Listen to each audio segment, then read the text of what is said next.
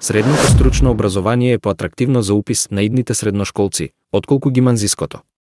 Во првиот уписен рок за учебната 2024-2025 година соодност на запишани ученици е околу 2/3, наспроти 1/3, односно 73,8% се запишани во стручните училишта, а само 26,2% во гимназиите во земјава. Во двете пријавувања вкупно се запишаа 15.481 ученик, од кои 11.428 ученици во стручно и 4.652 во гимназиско образование, велат од Министерството за образование и наука.